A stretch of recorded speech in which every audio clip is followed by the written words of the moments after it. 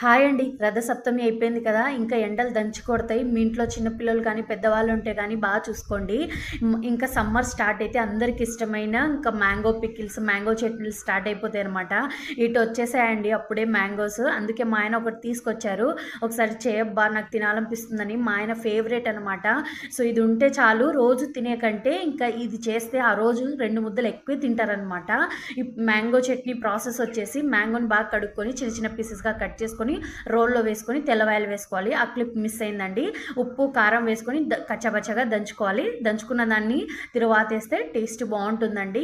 తిరువాత వేసుకోవాలి. తిరువాత గింజలు, ఎండుమిరపకాయలు, కొంచెం కరివేపాకు వేసుకొని అది కొంచెం గోల్డెన్ ఫ్రై వచ్చిన తర్వాత తిరువాత వేసుకోవడమే. టేస్ట్ చాలా బాగుంటుందండి. దీంతో పాటు ఏదైనా ఆకుకూర పప్పు ఉంటే ఇంకా టేస్ట్ వేరే లెవెల్ అనమాట. మా ఆయనకు చాలా ఇష్టం అండి ఆకుకూర పప్పు, మామిడికాయ చట్నీ. మీకు ఎలా అనిపించిందో కామెంట్ చేయండి. నచ్చితే లైక్ చేయండి, సబ్స్క్రైబ్ చేయండి.